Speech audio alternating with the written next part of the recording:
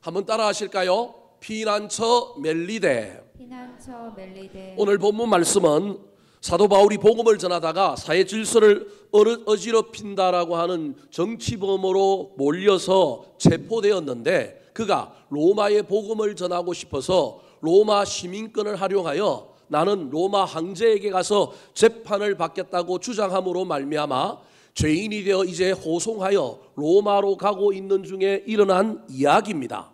예루살렘에서 로마로 가는 길은 육로보다는 배를 타고 가는 것이 훨씬 더 빨랐습니다. 하지만 제수 바울을 태우고 로마로 가던 배가 그만 그 바다에서 태풍을 만나게 된 겁니다. 자, 제 사진을 한번 치워주실까요? 예루살렘 저 6시 방향에 있는 최초의 직선이 지나가는 지역에서부터 시작하여 가이사라에서 배를 타고 이제 출발합니다. 터키 지역 육지 중심으로 가야 이 배가 태풍을 안 만날 수 있기 때문에 갔지만, 중간에 저기 그레데라고 하는, 크레타라고 하는 섬인데 저 섬에 들려서 양식도 좀 공급받고 물도 공급받고 오늘날 주시면 기름도 채운 거예요. 그리고 난 다음에 이제 로마로 가기 위하여 가는데, 로마에 보면 시칠리라고 하는 섬이 있습니다. 우리나라로 치면 제주도 좀 되겠죠. 거기는 마피아들이 사는 본산인데 그 밑에 또 다른 섬이 하나 있는데, 제주도 밑에 마라도 있는 것처럼 그 섬이 무슨 섬이냐 하면 멜리데라고 하는 섬입니다.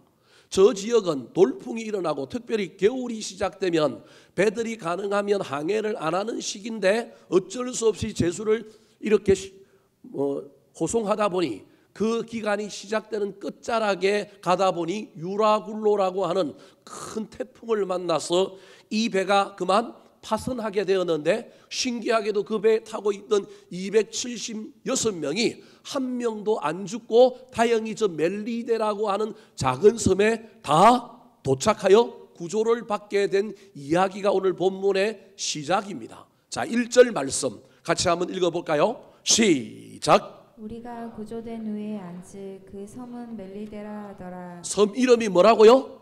멜리데입니다. 멜리데라고 하는 이름이 왜 지어졌을까요? 멜리데라고 하는 섬의 이름의 뜻은 피난처라고 하는 뜻을 가지고 있습니다. 우리나라 남해안에 많은 고깃배들이 큰 바다에 나와서 고기를 잡다가 태풍 분다 그러면 어디로 들어가야 돼요?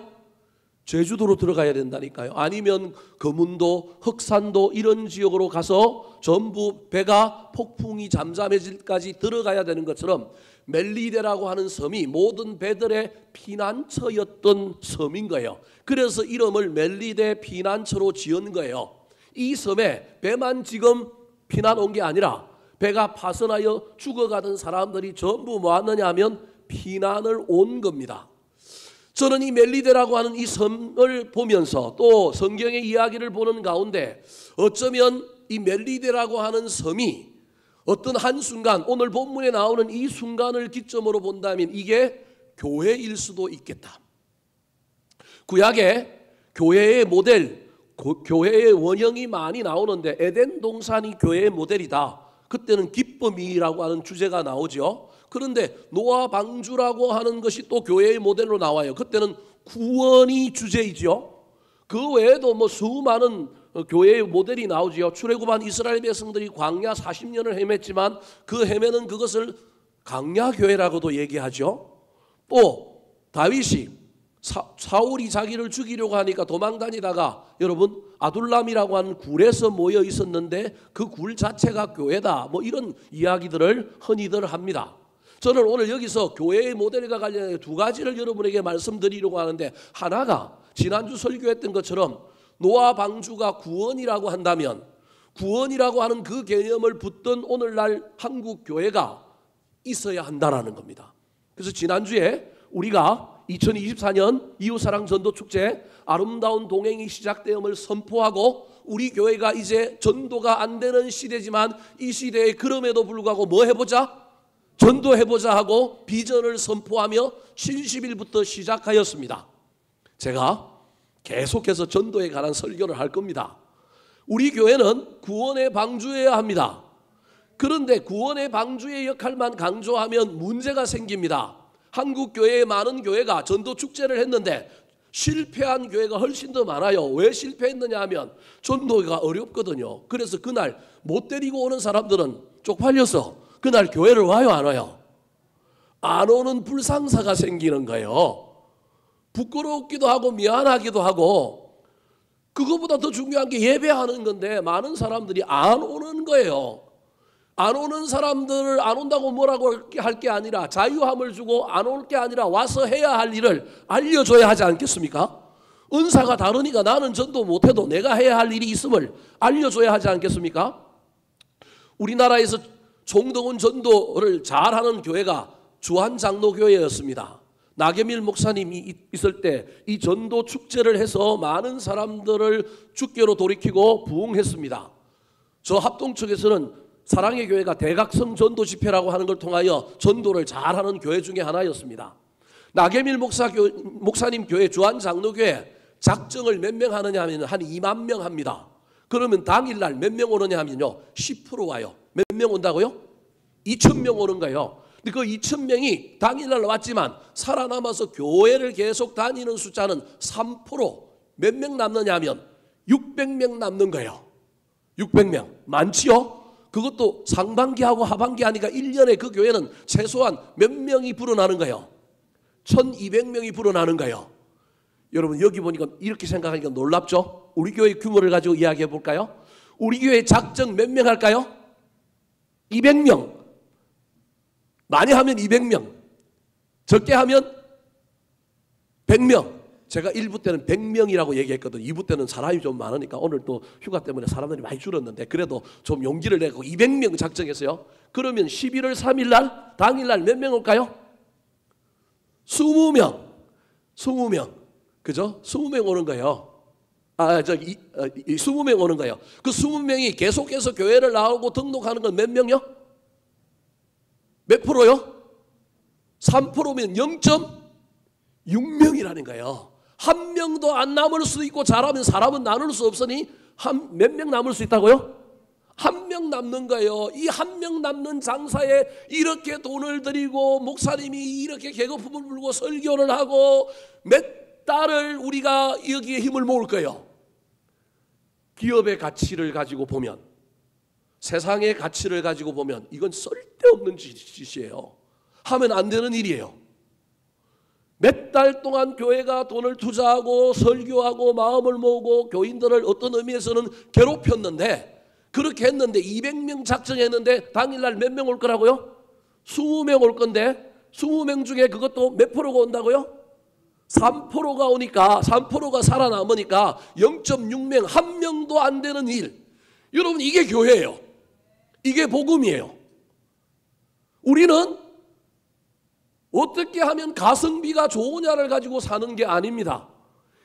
힘이 들어도 이 일에 우리가 최선을 다해야 돼요. 전도축제하고 쫓겨난 목사님도 많고요. 교회가 힘들어진 경우도 많지만 저는 우리 교회는 그런 교회가 아닐 거라고 생각합니다. 한 영혼에 대한 소중함을 가지고 인구도 줄어들고 교회 나오는 숫자도 줄어드는 이때에 우리가 이 위험한 일을 하고 있는 이유는 주님이 원하시기 때문에 그렇다는 거예요.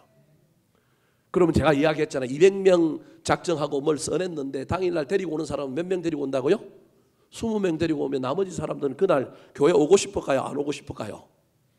마음이 무거운 거예요. 여러분 절대 무거워하지 마세요. 오늘 설교는 그 무거워하지 말라고 제가 설교하는 거예요.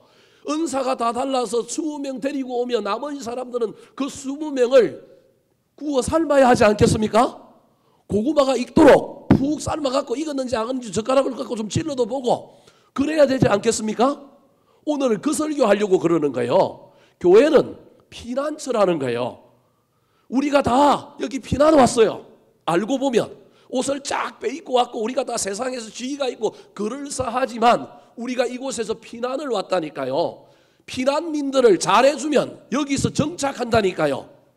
교회가 피난처로서의 구원의 방주라고 하는 것만 가지지 말고 피난 온 사람들을 잘 대해줄 수 있느냐 없느냐가 그 다음 문제라는 거예요. 그래서 우리가 전도하지 못하면 피난 온 사람들을 뭐 해주면 돼요? 잘 대해주면 된다는 거예요. 오늘 본문에 276명이 파선하여 이 섬에 의도하지 않게 자원하여 온 것도 아니고 전부 물에 젖어갖고 여러분, 물에 젖은 생쥐꼴로 이 섬에 왔는데 이 섬에 살고 있는 사람들이 이 피난처를 멋지게 운영함으로 말미암아 이 사람들이 힘을 얻어서 다음 길을 간 거예요. 인생의 길을 간 거예요. 저는 우리 덕양중앙교회가 구원의 방주선일 뿐만 아니라 피난처가 되었으면 좋겠습니다.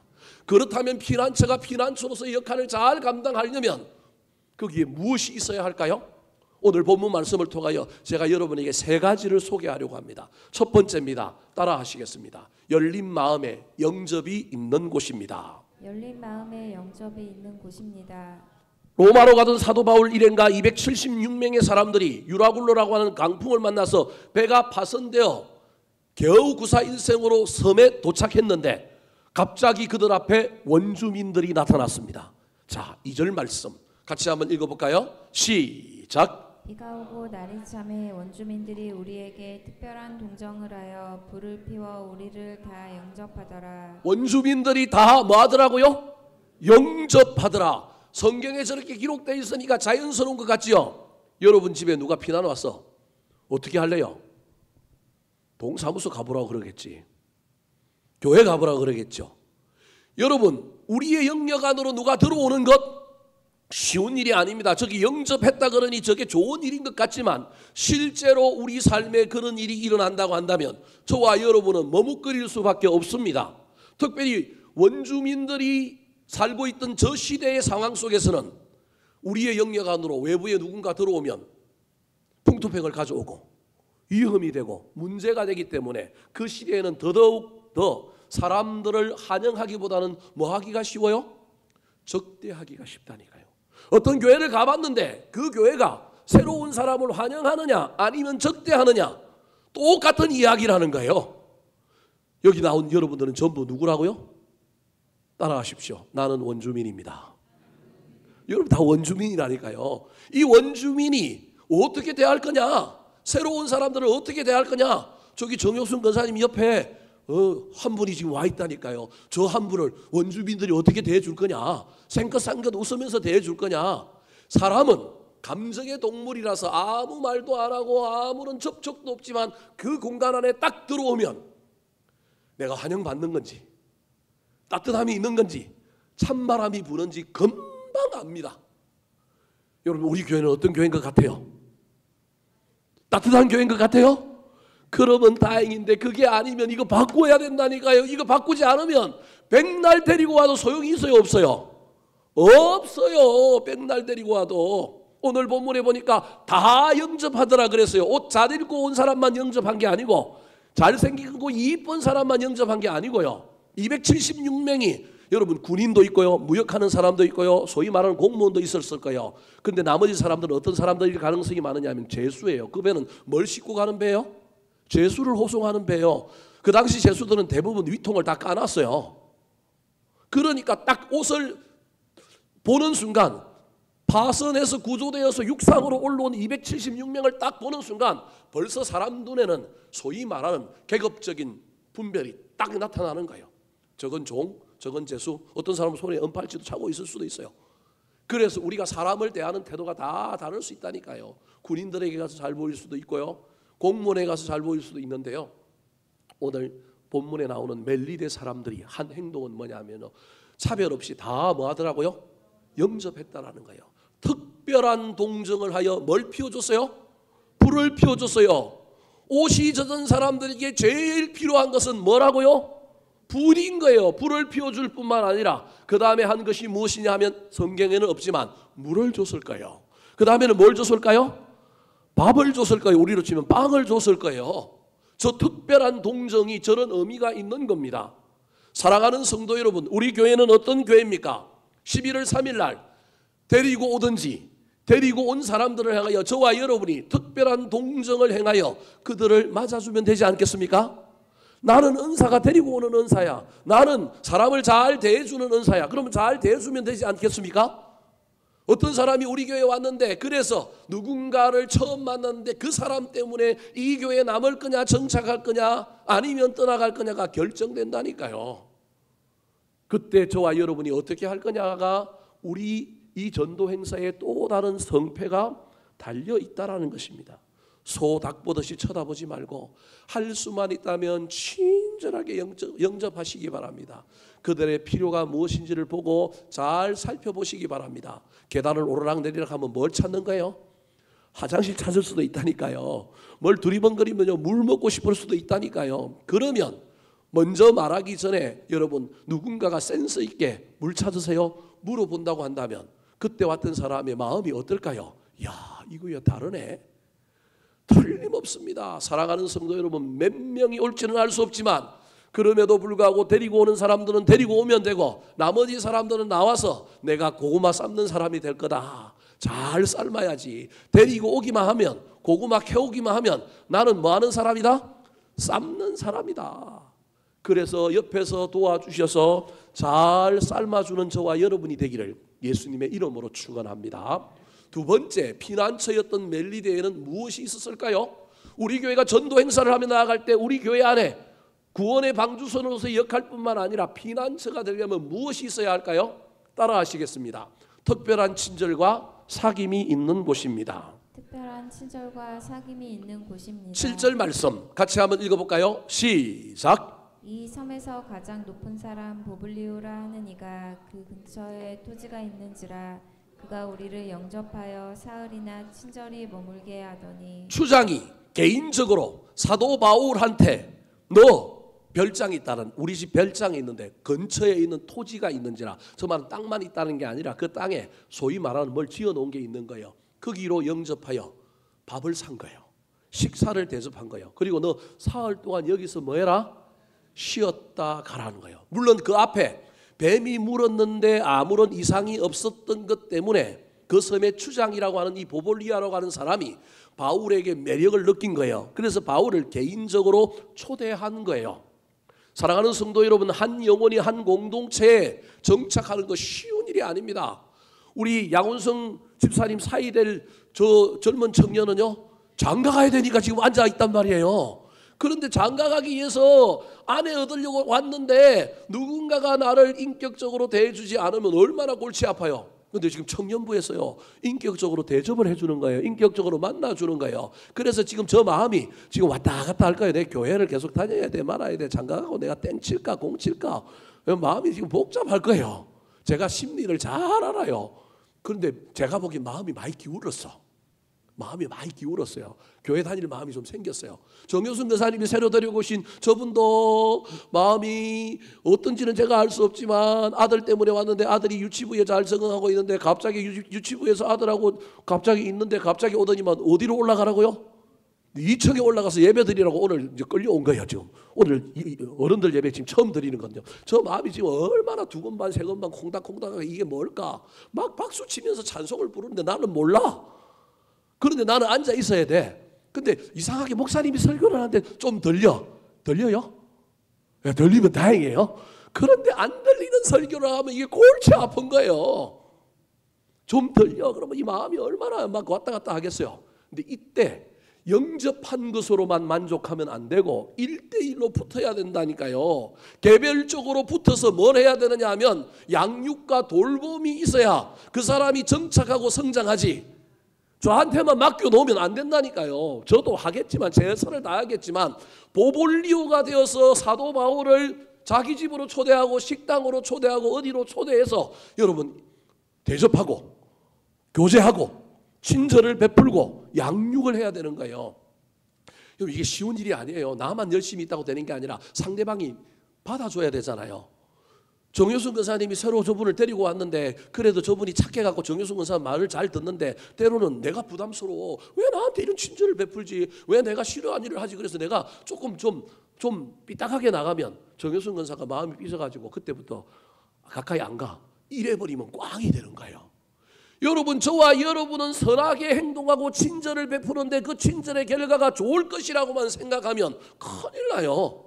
그건 기독교가 아니에요. 기독교는 그런 종교가 아니라니까요. 선을 베푸는데 그쪽에 반응이 좋기 때문에 내가 계속한다? 이건 기독교가 아닙니다. 기독교는요, 핍박이 있고 고난이 있고 거절이 있어도 그 일을 하는 거예요. 남들이 거절하고 내가 선의를 베풀고 친절을 베풀었는데 삐딱하게 나올 때 나는 하나님께로부터 뭘 받았다고 생각해야 되냐면 훈장을 받았다고 생각해야 된다니까요. 근데 많은 그리스도인들이 내가 베푼 선의가 선의로 돌아오지 않고 열매가 없고 결과가 없을 때 선을 해가다가 낙심해버리는 거예요. 내가 받은 훈장을 지금 내팽겨치고 있는 거예요.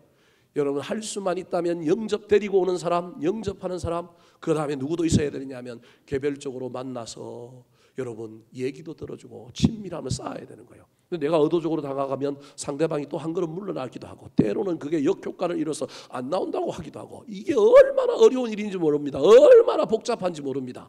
실수해도 좋습니다. 그럼에도 불구하고 저와 여러분이 해야 될 일은, 교회 안에 데리고 오는 사람이 있으면 여러분 또 어떤 사람이 있어야 되느냐 하면요, 여러분 그들을 향하여 잘 환영하고 맞아주는 사람이 있는가 하면 그들과 지속적으로 인격적으로 만나고, 인격적으로 뭘 해야 되느냐 하면 교제하고 양육하고 돌보는 사람이 있어야 합니다. 그들 입장에서는 기분이 나쁘겠지만 영적으로 보면 어린아이잖아요. 어린아이에게는 누가 필요해요? 엄마가 필요하잖아요. 똥 산다고 엄마가 애기 안 봐요? 오줌 눈다고 애기 안 봐요? 기분이 나쁠지 모르겠지만 영적 어린아이니까 돌봐야 하지 않겠습니까? 근데 재미난 건요, 그 아이를 돌보다가 그 아이 때문에 누가 위로를 얻어요? 엄마가 위로를 얻는다니까요. 제가 역할적으로는 목사고 제가 성경 말씀을 많이 아는 것 같아서 여러분 앞에 서서 이렇게 살아야 되고 저렇게 살면 안 된다고 이야기하지만요, 저의 양심으로 보면 저보다 믿음 좋은 사람 여기 수두룩빽빽해요. 목회하다가도 얼마나 교인들한테 도전을 많이 받는지 몰라요. 목회하다가 교인들 때문에 얼마나 은혜를 받고요. 야, 내가 목사 아니었으면 난 저렇게 살까? 내가 목사 안 됐으면 내가 하나님께 붙들려가고 난 하기도 싫은 거, 원하지도 않은 일을 내가 이 길에 들어섰는데 어쩔 수 없이 징집되어가지고, 저는 목사가 되겠다는 생각을 한 번도 해본 적이 없는 사람이에요. 징집되어가고 34살에 뒤늦게 내가 목사가 되고 여기 와 있는데, 야, 하나님의 이 섭리가 신기하네. 목사 안 됐으면 내가 어떻게 됐을까? 지금 저 어디 들어가 있을 가능성도 있고요. 어디 저 정치판에 저 기웃거리고 있다가 지금 이상한 사람 됐을 수도 있고요. 그런데 하나님이 나를 여기로 부르셔서 많은 것을 경험하게 만드시는구나 깨닫습니다. 여러분, 우리는 상호작용을 하는 사람입니다. 내가 다른 사람에게 은혜를 베풀고 그들을 양육했다고 나만 하는 게 아니라 그들도 나에게 신앙의 도전을 주고요, 그들도 나에게 유익함을 줍니다. 오늘 이렇게 보볼리오가 이 사도 바울을 자기 별장으로 불러서 사흘 동안 먹이고 잘 있게 해줬을 때 사도 바울 눈에 띈 게 있었습니다. 그게 뭐냐 하면 열병을 앓고 누워있는 추장 보볼리오의 아버지가 보였습니다. 그래서 그가 갚습니다. 어떻게 갚아요? 8절 말씀 같이 읽어볼까요? 시작. 보블리오의 부친이 열병과 이질에 걸려 누워 있거늘 바울이 들어가서 기도하고 그에게 안수하여 낫게 하매, 특별한 친절이 기적을 낳은 거예요. 나의 친절이 일방적으로만 유통된 게 아니라 또 다른 보답이, 또 다른 은혜와 또 다른 친절이 누구에게로 돌아와요? 나에게로 돌아오는 거예요. 그래서 전도는 소모되는 것이 아니라 전도는 내가 성장하는 거예요.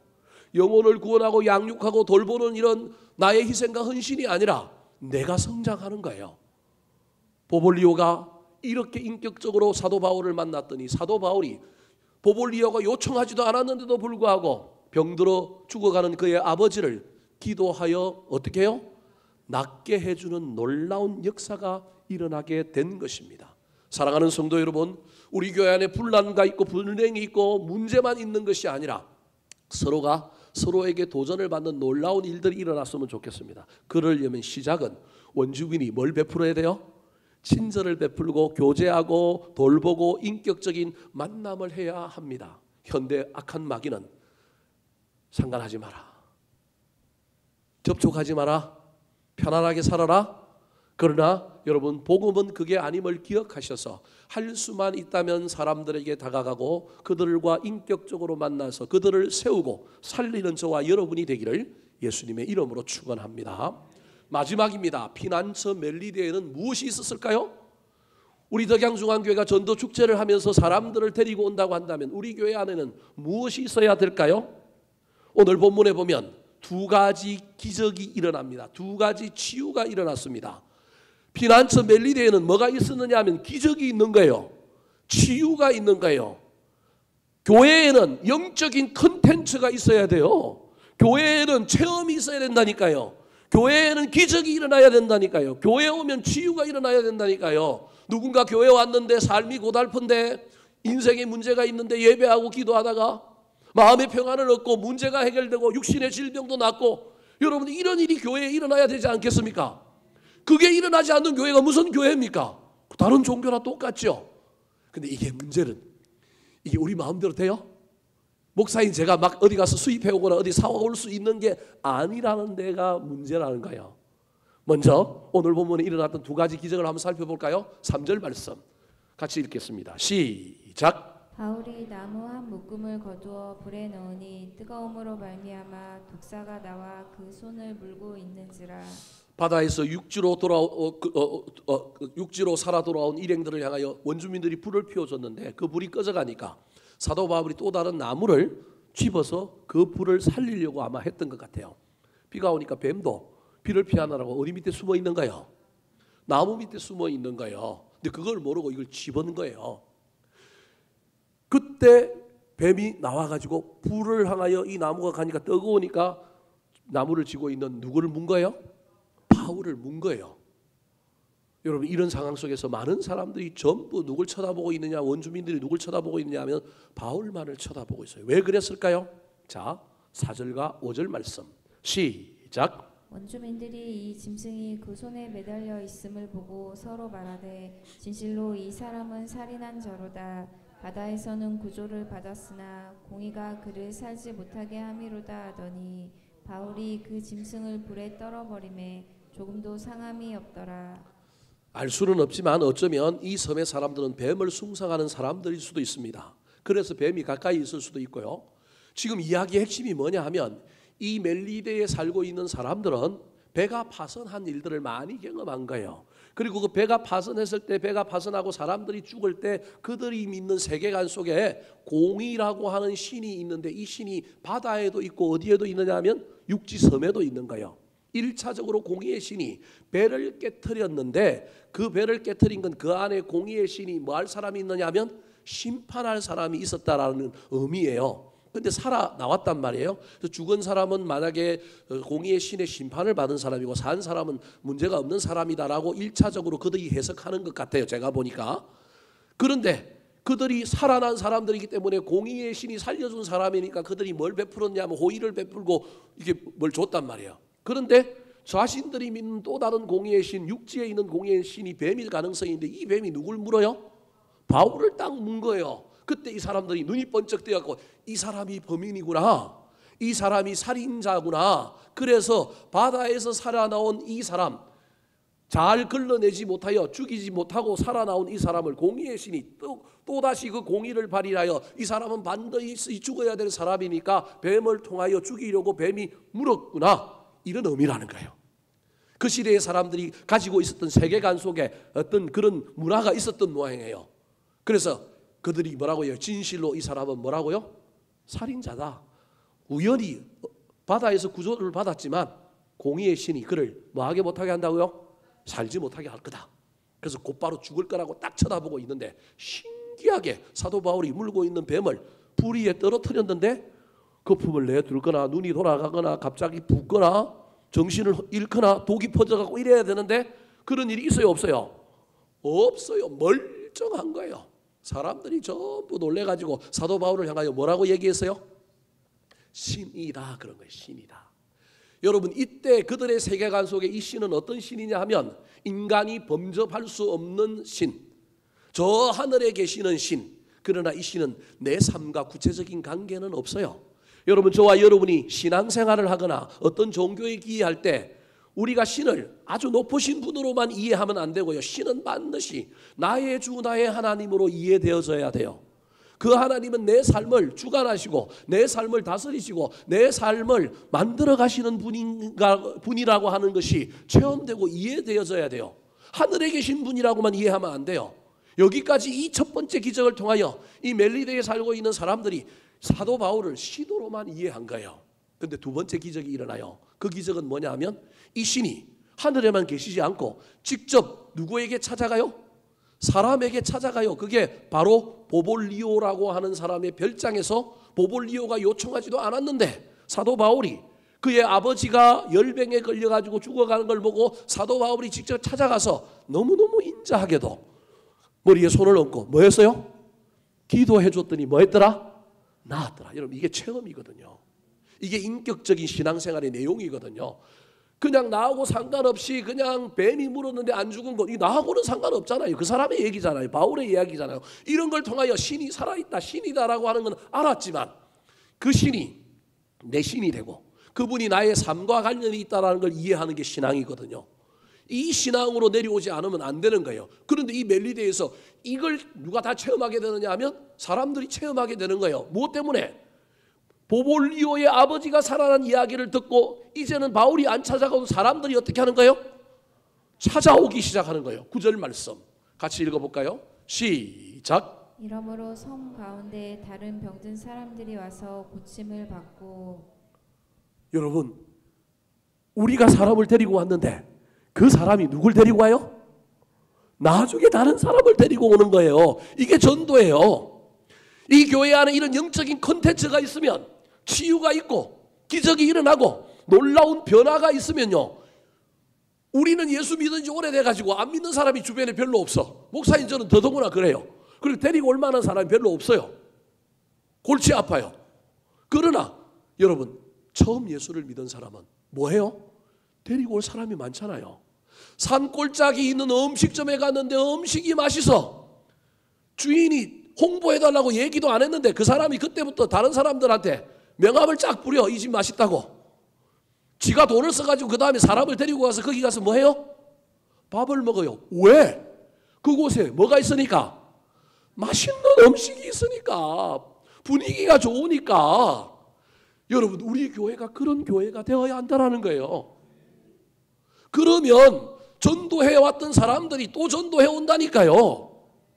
그런데 우리 교회에 이런 영적인 체험이 있어야 되고 기적이 일어나야 되고 하나님을 만난 놀라운 변화가 있어야 되는데 이게 우리 마음대로 안 되잖아요. 목사님 제가 이거 싹 만들 수만 있다면 얼마나 좋을까요? 어디 가서 좀 사올 수만 있다면 얼마나 좋을까요? 이게 하나님의 주권이거든요. 그래서 저와 여러분은 친절하고요, 인격적으로 양육하고 돌볼 뿐만 아니라 우리 주님 앞에 기도해야 됩니다. 하나님 우리 목사님 말씀 전할 때 은혜가 넘치게 해주시고 우리 찬양팀이 찬양할 때 거기에 놀라운 위로가 있게 해주시고 어떤 사람의 말들을 통하여 새로운 사람들이 하나님 만나는 통로를 발견하고 영적인 체험이 일어나고 기적이 일어나는 우리 교회가 되게 해달라고 기도해 주셔야 합니다. 그래서 전도는요, 교회 부흥은요, 기도 없이는 안 되는 거예요. 왜냐하면요, 인간이 아무리 계획하고 인간이 아무리 해도 그 안에 생명이 없으면 역사가 일어나지 않는 거예요. 그 생명을 주시는 분이 누구냐 하면 우리 하나님이신 거예요. 일이 기도보다 앞서면 안 됩니다. 기도함으로 하나님 우리 교회 이런 행사하려고 합니다. 내가 한 사람을 마음에 품습니다. 작정합니다. 데려오려고 합니다. 우리 주님 데려올 수 있도록 여건과 환경 만들어 주시고 데리고 왔는데 그분이 교회 와서 뭔가 좀 뭐가 있는 것 같은데, 뭔가 좀 편안한데, 뭔가 좀 새로운데, 다녀볼 만한데, 그런 마음이 들어야 하지 않겠습니까? 그것이 인간의 힘으로 됩니까? 안 됩니다. 저와 여러분이 기도해서 하나님 우리는 그 사람의 영적인 필요가 뭔지, 아픔이 뭔지, 무슨 문제가 있는지 모르지만 주님은 개별적으로 의사가 세밀하게 수술하듯이 한부만 레이저가 도려내듯이 우리 주님께서 그 사람을 인격적으로 만나주셔서 우리는 아무도 모르지만 그 사람의 문제가 뭔지, 뭐가 아픔이 있는지, 상황이 뭔지는 모르지만 우리 주님께서 만나주시고 해결해 주고 치유하여 주셔서 그가 우리 주님을 만나는 놀라운 역사들이 우리 교회 가운데 일어나서 여러분 이 덕분에 저와 여러분도 은혜를 받았으면 좋겠습니다. 전도하고 전도하는 일 가운데 우리도 성장하고 우리도 변하고, 전도하는 일에 돈을 쓰고 에너지를 쏘는데 이게 가성비도 부족하지만 그럼에도 불구하고 여러분 이건 가심비는 최고예요. 가성비는 떨어지지만 가심비가 최고라니까요. 여러분 이걸 기억해야 돼요. 그래서 결과가 좋으냐 나쁘냐 가지고 내년에 할 거냐 말 거냐 아닙니다. 이거는 내년에도 또 뭐 해야 된다고요? 또 해야 됩니다. 내년에도 또 아이고 목사님 한 번만 하고 말지 내년에 또 한다고 아이고 골치 아프네. 빨리 마음을 바꾸셔야 됩니다. 내년에도 또 하고요. 저와 여러분이 이 일을 해야 되고 우리 교회 체질을 바꾸고요. 가능하면 교회 온 사람들이 교회 와서 위로를 얻고 힘을 얻고 힘을 얻어서 야 이거 교회 다닐 만하다. 야 이거 나갈 만하다. 그런 일들이 일어나야 하지 않겠습니까? 우리가 해야 될 열심이 있다고 한다면 우리의 열심에 하나님의 열심이 보태지면 기적이 일어나는 것처럼 기도함으로 말미암아 하나님의 열심을 부어달라고 기도하고 나아가는 저와 여러분이 되기를 예수님의 이름으로 축원합니다. 한번 따라하실까요? 피난처 멜리데, 피난처 멜리데, 열린 마음에 영접이 있는 곳, 열린 마음에 영접이 있는 곳, 특별한 친절과 사귐이 있는 곳, 특별한 친절과 사귐이 있는 곳, 이적과 치유가 일어나는 곳. 이적과 치유가 일어나는